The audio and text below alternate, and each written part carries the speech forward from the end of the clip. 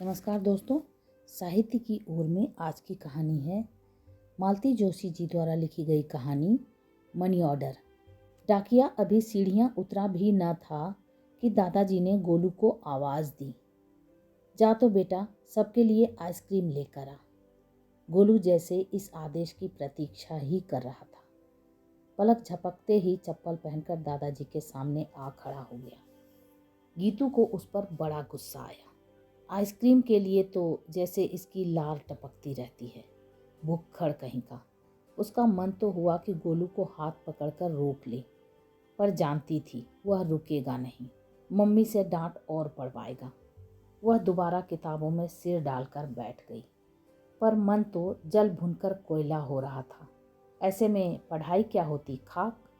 Mummy हमेशा कहती है कि देख गीतू, इतनी सी उम्र में इतना गुस्सा ठीक नहीं, पर वह क्या बिना बात के ताव खाती है। गुस्से की बात हो तो क्या गुस्सा नहीं आएगा।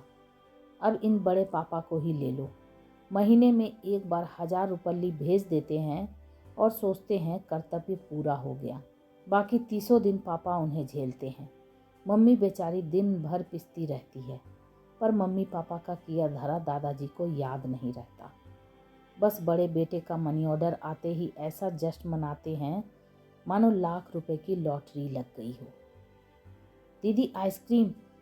कुर्सी के पीछे खड़ा गोलू आवाज दे रहा था। वह अपने विचारों में इतनी खो गई थी कि गोलू की वापसी का पता ही नहीं चला। दीदी, उसने फिर कप आगे बढ़ाया। मुझे नहीं खानी, तू ही खा ले, गीतू ने तुनक कर कहा। सच्ची? हाँ सच्ची, कितनी बार पूछेगा। दीदी बहुत गुस्से में थी, पर गोलू को उसकी परवाह नहीं थी। वह तो अपने इस अयाचित लाभ पर खुश हो रहा था। ऐसा सौभाग्य रोज कहाँ मिलता है। इससे पहले कि दीदी का मन बदले, उसने दोनों कप जूठे कर लिए और बारी बारी से उन्हें खाने में जुट गया। गीता बेटे, तूने आइसक्रीम नहीं ली? मेरा मन नहीं था, उसने तुनक कर जवाब दिया। दादाजी बेचारे चुप हो गए। उसी समय मम्मी चाय लेकर आई। चाय के साथ रोज की तरह कुछ चबेना भी था। आज तो पालक के पकौड़े खाने का मन था, दादाजी बोले। अभी बना देती हूँ। नहीं, अब रहने दो, रात को पकौड़ों वाली कढ़ी बना लेना, बहुत दिनों से खाई नहीं है। अरे वाह, मैं तो आज सिवैयों के लिए कहने वाली थी। दोनों चीज़ें साथ कैसे चलेंगी, दादी कुनमुनाई। क्यों नहीं चलेंगी, जिसे जो चीज़ पसंद है खा लें। क्यों गोलू? मुझे तो दोनों पसंद है, गोलू ने कहा। और हमारी बिटिया क्या खाएगी? पर बिटिया ने कोई जवाब नहीं दिया। मेज पर झुकी वह अपने सवाल हल करती रही। वह जानती थी कि यह कोई बहस का मुद्दा नहीं है, प्रेमालाप का एक बहाना है। दिन भर छोटी छोटी बातों पर झगड़ते रहते हैं, बहस करते रहते हैं। उनके लिए समय काटने का यह एक तरीका है। गीता को इसमें बिल्कुल मज़ा नहीं आता। कभी कभी तो कोफ्त होती है। एक मजबूरी है कि उसे इसी कमरे में बैठकर पढ़ना है। मम्मी का कमरा तो एकदम गोदाम बना हुआ है। ऊपर से गोलू का फैलावा भी उसी कमरे में है। बैठक के कमरे में मम्मी बैठने नहीं देती। कहती हैं, घर में एक कमरा तो ढंग का रहने दो, कोई आए तो मैं उसे कहाँ बिठाऊं। सच, हर घर में बच्चों के लिए एक अलग से कमरा होना चाहिए। बड़े पापा के बंगले में दोनों भैया लोगों के लिए अलग अलग कमरे हैं। मेहमानों के लिए गेस्ट रूम अलग से है। विशाल ड्राइंग रूम से लगी बड़े पापा की छोटी सी स्टडी, तो बगीचे में झांकता हुआ वह खूबसूरत कमरा भी है, जहाँ बड़ी मम्मी की किटी पार्टियाँ होती हैं। लेकिन इतने बड़े बंगले में दादा दादी के लिए कोई कमरा नहीं है।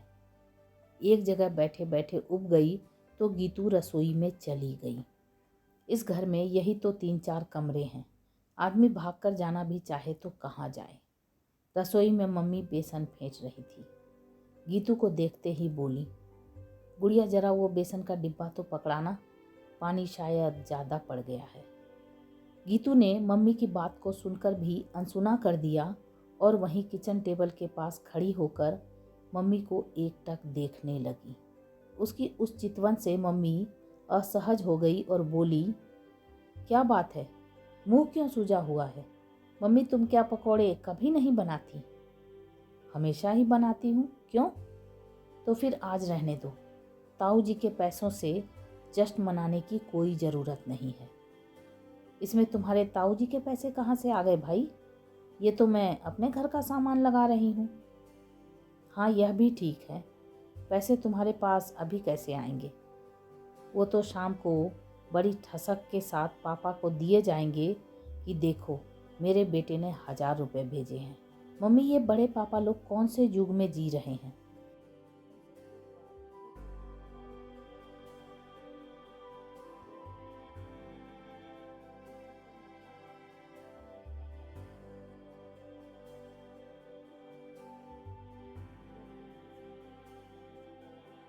मेरे सारे किए कराए पर पानी फिर जाएगा। उसका मन कहने को हुआ कि मम्मी, तुम्हें दिन रात पिसते देखती हूँ तो मेरे तन बदन में आग लग जाती है। तुम्हारी कभी कोई तारीफ नहीं होती, पर वहाँ से छठे छमा से कोई चीज़ आ जाती है तो दिन भर गुणगान चलता रहता है। किसे गुस्सा नहीं आएगा? दादी के लिए तो बड़ी बहू मानो रूप गुण की खान है। छोटी थी तो गीतू भी बड़ी मम्मी को मुग्ध होकर देखती रहती थी, पर अब बड़ी हो गई है तो सब समझने लगी है। इस सौंदर्य के पीछे कितने साधन प्रसाधन छुपे हुए हैं, सब जान गई है।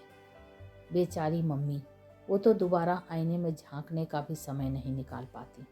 मम्मी, मैं खेलने जा रहा हूँ, गोलू ने बैट उठाते हुए कहा और उछलता कूदता चला गया। नीली जीन्स और पीली टी शर्ट में बड़ा स्मार्ट लग रहा था। गोलू को कपड़ों की कभी कमी नहीं होती। दोनों भैया लोगों के कपड़े छोटे होते ही उसे मिल जाते हैं, एक से एक महंगे और फैशनेबल कपड़े। स्कूल की यूनिफॉर्म के अलावा घर में तो सिर्फ 2 बार ही कपड़े बन पाते हैं, एक जन्मदिन पर और दूसरे दिवाली पर वे भी कभी इतने अच्छे नहीं होते। गीतू को आजकल गोलू का ये उतरन पुतरन पहनना भी अच्छा नहीं लगता, पर मम्मी कहती हैं इसमें गलत क्या है, भाई बहन तो एक दूसरे के कपड़े पहनते ही हैं। गीतू को बड़ी तसल्ली होती है कि बड़े पापा के कोई बेटी नहीं है, नहीं तो शायद उसके लिए भी दीदी के सूट या स्कर्ट चले आते। वह तो ईश्वर को धन्यवाद देती है कि उसे इस तरह के एहसानों से बरी रखा है।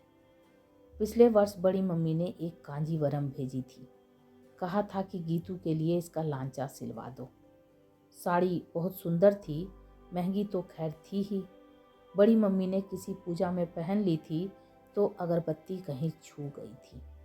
यहाँ वालों को तो वह छेद ढूंढे से भी नहीं मिला, पर वह था तो तभी तो बड़ी मम्मी ने उस साड़ी को खारिज कर दिया था। गीतू ने मम्मी से साफ कह दिया था, आपको टेलर को दक्षिणा देने का शौक है तो और बात है, पर मैं साफ कह देती हूँ कि वह सूट मैं पहनूंगी नहीं। अब मम्मी ही कभी कभार किसी रिसेप्शन में वह साड़ी पहन लेती हैं। जब जब वह साड़ी पहनती हैं, दादी पूछती हैं, यह वही साड़ी है ना जो बड़ी ने भेजी है? सुनकर गीतू के तन बदन में आग सी लग जाती है। वैसे भी मम्मी के लिए दादी के लिए वहाँ से साड़ियाँ आती ही रहती हैं। गीतू को यह जरा भी अच्छा नहीं लगता। मम्मी कहती हैं, ऐसे तो आपस में एक दूसरे की पहनते ही रहते हैं बेटा, तुम्हें इतना बुरा क्यों लगता है? तुम्हारी कोई साड़ी बड़ी मम्मी ने पहनी है? उन्हें देने लायक साड़ी मेरे पास है भी। मम्मी उदास हो जाती हैं। गीता का मन चीखने को होता है। नहीं है तो ना सही, भिखारियों की तरह उनका दान लेने की क्या ज़रूरत है? कभी कभी मम्मी डपट देती है, तू ये फालतू बातें क्यों सोचा करती है? 12वीं का साल है, जरा पढ़ाई में मन लगा, परीक्षा में यह सब नहीं पूछेंगे। गीतू भी यह समझती है। वह जानती है कि इंजीनियर बनने का सपना पूरा करना है तो पीईटी में अच्छी रैंक लानी होगी। पापा तो बड़े पापा की तरह लाखों का डोनेशन नहीं दे सकेंगे। वह सोनू मोनू भैया की तरह भाग्यवान नहीं है। वे तो आराम से मनचाहे कोर्स में प्रवेश पा गए हैं। यहाँ से पास करने के बाद बड़े पापा उन्हें यूएसए भेज देंगे। फिर कोई नहीं पूछेगा कि हायर सेकेंडरी में क्या परसेंटेज बनी थी। उसे तो अपनी लड़ाई खुद लड़नी है। कितना अपने को समझाती है, पर मन में घमासान चलता ही रहता है और वह लहूलुहान होती रहती है। नीचे जब पापा का स्कूटर रुका तब उसे होश आया कि वह सारी शाम गैलरी में ही खड़ी रही है। दादी अक्सर टोकती हैं, लड़कियों को इस तरह छज्जे पर नहीं खड़ा होना चाहिए, पर वह क्या करे। शाम को तो कमरे में दम घुटने लगता है। अकेले वह रोज कहाँ जाए, किसके साथ जाए। कभी कभी उसे अपने लड़की होने पर ही चिढ़ होने लगती है। पापा आते हैं तो घर में थोड़ी रौनक हो जाती है। कितने भी थके हों, पापा हमेशा हंसते हुए ही घर में दाखिल होते हैं। बच्चों को प्यार करते हैं, मम्मी से मजाक करते हैं, दादा दादी के हाल चाल पूछते हैं, फिर फ्रेश होने जाते हैं। थोड़ी देर को ही सही घर का माहौल अच्छा हो जाता है। उस दिन खाना भी बहुत अच्छे से हुआ। मम्मी ने सबकी पसंद की एक एक चीज़ बना ली थी। पकौड़े वाली कढ़ी, मीठी सिवैयाँ, भरवा भिंडी, सूखे आलू और पुलाव। खाने का शाही सरंजाम देखकर गीतू का मुंह फूल गया था। उसका मन हुआ कि खाने के लिए मना कर दे, पर मम्मी पर दया हो आई। बेचारी शाम से लगी है, वह रूठ जाएगी तो सबका मूड खराब हो जाएगा। इतना अच्छा खाना गुड़ गोबर हो जाएगा। सबने तृप्त भाव से भोजन किया। फिर पापा थोड़ी देर को दादाजी के पास जाकर बैठ गए। दादाजी ने बड़ी स्टाइल से बंडी की जेब में हाथ डाला और 5-5 सौ के 2 नोट निकालकर पापा को थमा दिए। पापा ने विनम्रता से उन्हें लौटाते हुए कहा, अभी रखे रहिए, जब ज़रूरत होगी मांग लूँगा। गीता सारा नाटक देख रही थी और कूढ़ रही थी। यह एक सीन है जो हर महीने रिपीट होता है। गीता का मन होता है कि बड़े पापा को एक चिट्ठी लिखे कि सालों से आप एक बंधी बंधाई रकम भेज रहे हो, जबकि चीज़ों के दाम दुगुने चौगुने 10 गुने हो गए हैं। दवाइयों के दाम भी अब पहले वाले नहीं रहे और आदमी सिर्फ दवाइयाँ खाकर नहीं जीता। उन्हें खाना चाहिए, चाय नाश्ता चाहिए, पान सुपारी चाहिए, नहाने के लिए तेल साबुन मंजन वगैरह चाहिए, पहनने के लिए सूती ही सही पर कपड़े चाहिए। खर्च की एक पूरी लिस्ट उसके मन में है। खत का पूरा मजमून उसके दिमाग में है, पर हिम्मत नहीं पड़ती। कौन विश्वास करेगा कि यह सब उसके दिमाग की खुरापात है। लोग तो मम्मी पापा को ही कोसेंगे ना। गुड़िया चल पान लेकर आते हैं, पापा ने कहा तो वह खुशी खुशी तैयार हो गई। वह घर में बैठे बैठे उब गई थी। वैसे भी पापा के साथ घूमने में बड़ा मज़ा आता है। मम्मी नहीं चलेंगी? नहीं, कहती हैं थक गई हूँ। फिर मम्मी चलेंगी तो वह शैतान भी साथ हो लेगा। फिर पूरा वक्त उसे डांटने डपटने में बीत जाएगा। पापा बिल्कुल ठीक कह रहे थे। गोलू शरारत का भंडार है।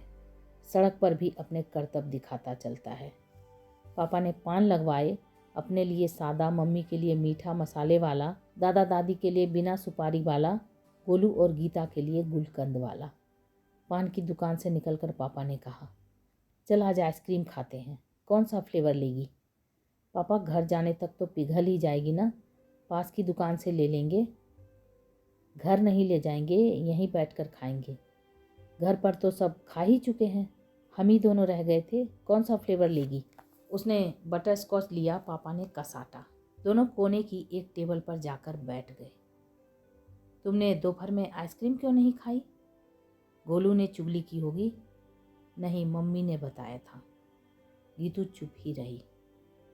पापा ही बोले, मम्मी तुम्हारी और भी शिकायत कर रही थी। क्या? कह रही थी गुड़िया आजकल बहुत गुस्सैल हो गई है, बात बात पर तुनक जाती है। गीतू समझ गई कि पान का तो बहाना था, उसे समझाइश देने के लिए साथ लाया गया है, इसलिए मम्मी घर पर रह गई। वह डरी नहीं, दिलेरी से बोली, क्या करूं पापा, कभी कभी मुझे बहुत गुस्सा आ जाता है। किस पर? दादाजी पर। दादाजी पर? उन बेचारों ने क्या किया है? उन्होंने बहुत बड़ा अन्याय किया है। पापा उसे देखते ही रह गए, कुछ बोल ही नहीं पाए। दादाजी ने एक बेटे को तो इतना बड़ा आदमी बना दिया और दूसरे को? पापा हम तो उनके सामने कभी सिर उठाकर खड़े ही नहीं हो पाएंगे। यह अन्याय नहीं तो क्या है? बेटे, दादाजी ने कोई अन्याय नहीं किया, कोई गलती नहीं की, बस उनका हिसाब जरा गड़बड़ा गया। उन्होंने सोचा था कि अपना सर्वस्व दांव पर लगाकर मैं एक को शिखर पर पहुंचा दूंगा, दूसरे को वह अपने आप ऊपर खींच लेगा। पर उनका गणित थोड़ा गलत हो गया। कैसे? मतलब शुरुआत तो ठीक ही रही, बेटा बहुत ज़हीन था। एक बार जो सफलता की सीढ़ियां चढ़ना शुरू किया तो शिखर पर जाकर ही रुका। बाबूजी को लगा जैसे उन्होंने आसमान छू लिया हो। उनका श्रम, उनका खर्च सब सार्थक हो गए थे। दुर्भाग्य यही रहा कि बाबूजी उस सुख की छाह में ज़्यादा देर बैठ नहीं सके। क्यों? प्रतियोगी परीक्षाओं का परिणाम आया नहीं कि भैया को ऊंची नौकरी मिल गई। नौकरी मिलते ही जैसे रिश्तों की बाढ़ आ गई। ऐसे ऐसे रिश्ते कि मुंह में पानी भर आए। माँ बाबूजी अपने को ज़्यादा दिनों तक रोक नहीं पाए। एक जगह हाँ करनी ही पड़ी। बहुत बड़े घर की लड़की थी। उस स्टैंडर्ड की शादी करने के लिए बाबूजी ने रही सही जमा पूंजी भी खर्च कर दी। लोग बेटी की शादी के लिए ज़मीन जायदाद बेचते हैं, पर बाबूजी ने बेटे की शादी के लिए बेच दी। पर सौदा बहुत महंगा रहा। जिसके लिए इतना सब किया वह न तो इस घर से जुड़ पाई न घर के लोगों से। हमेशा अपने पिता को कोसती रही कि पता नहीं कैसे दरिद्र घर में ब्याह दिया है। उनकी भक्तियाँ सुन सुनकर भाई साहब हीन बोध में ऐसे डूबे कि महीनों घर का रुख नहीं किया। धीरे धीरे घर की हालत डामाडोल होती गई। भैया की शादी के बाद बाबूजी तो एकदम खाली हो गए थे। मैंने भी तय कर लिया कि अगर भैया को अपने से सद्बुद्धि नहीं आती है तो हम भी उनके आगे हाथ नहीं फैलाएंगे। माँ बाबूजी भी कहते रहे कि उसकी नई नई शादी हुई है, अभी तंग करना ठीक नहीं है। फिर मुझे भी ताव आ गया। पढ़ाई अधबीच में ही छोड़कर मैंने नौकरी पकड़ ली। वो तो तुम लोगों का भाग्य ही समझो कि विभागीय परीक्षाएं देते देते आज इस मुकाम पर पहुंच गया हूँ। नहीं तो अब तक क्लर्की ही कर रहा होता। तब बड़े पापा पैसे नहीं भेजते थे? नहीं, बहुत बाद में, शायद मेरी शादी के बाद उन्हें यह एहसास हुआ कि घर में अब खर्च बढ़ गया है। पहले 500 भेजते थे, फिर 1000 भेजने लगे। उनके वैभव का यही एक अंश माँ बाबूजी के हिस्से में आया है। इसके अतिरिक्त न तो उनके घर में उनके लिए जगह है, न उनकी दुनिया में। पैसे भेजकर ही वे जैसे कर्तव्य मुक्त हो जाते थे। पापा आप नाराज तो होंगे, फिर भी एक बात कहूँगी। आप बड़े पापा से कहिए कि कर्तव्य का रेट थोड़ा ऊंचा कर दे। आजकल 1000 रुपये में कुछ नहीं होता। अब तो बेटा वे 1000 रुपये भी कहाँ रहे। मतलब? पापा कुछ देर चुप रहे, फिर बोले, दादाजी से कहोगी तो नहीं? क्यों? तुम्हें मालूम है ना 2 साल पहले सोनू का इंजीनियरिंग में दाखिला हुआ था। तब 3 लाख कैपिटेशन फीस लगी थी। इस साल मोनू का मेडिकल में हुआ है। सोनू से दुगुनी फीस लगी है। भाभी का हट था कि दोनों बच्चे मणिपाल ही जाएंगे। एडमिशन तो हो गया, अब ट्यूशन फीस, हॉस्टल का बिल, बच्चों का जेब खर्च और हर बार आने जाने का एसी किराया। भैया एकदम घबरा गए हैं। बाकी खर्चों में तो कटौती नहीं की जा सकती। एक यही खर्च था जो भाभी को फालतू लग रहा था, तो इसी को बंद कर दिया गया। पिछले 3 महीनों से उन्होंने 1 पैसा भी नहीं भेजा है। फ़ोन पर बता भी दिया था कि 2-3 साल जरा तंगी ही रहेगी। पर मनी ऑर्डर तो आता है, आज भी आया था। वह तो मैं ही टूर पर यहाँ वहाँ जाता हूँ तो भेज देता हूँ। वे अक्षर नहीं पहचानते। बुढ़ापे का यही तो फायदा है। मनी ऑर्डर पाकर इतने गदगद हो जाते हैं कि कुछ होश ही नहीं रहता। मैं भी तो प्रणाम से ज़्यादा कुछ नहीं लिखता।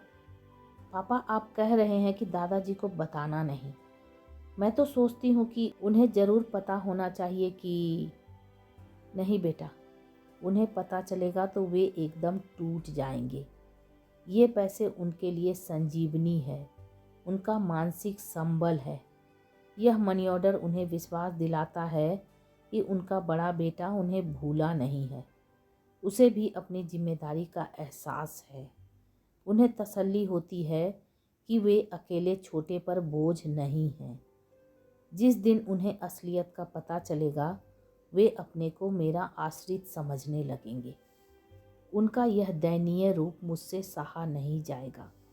इसलिए मैंने भैया से भी कह रखा है कि बाबूजी से कभी इसका जिक्र ना करें। है पापा, गुड़िया अपने दादाजी से बहुत बहुत नाराज है। अरे यह क्या बात हुई? फिर वही मेरे मुर्गे की एक टांग। इतनी बड़ी रामायण सुनने का फायदा क्या हुआ फिर? पापा, उसने पापा की बाह को दोनों हाथों में पकड़ते हुए कहा।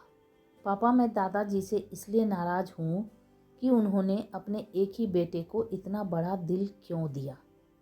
यह अन्याय नहीं तो क्या है? शैतान, पापा ने प्यार से उसके सिर पर चपत लगाते हुए कहा। गीतू को यह दुनिया एकाएक बहुत सुंदर लग उठी थी। तो ये आप सुन रहे थे मालती जोशी जी द्वारा लिखी गई कहानी मनी ऑर्डर, रेनू की आवाज़ में। ऐसी अनोखी कहानियों को सुनने के लिए मेरे चैनल को सब्सक्राइब करें, लाइक करें और शेयर करें।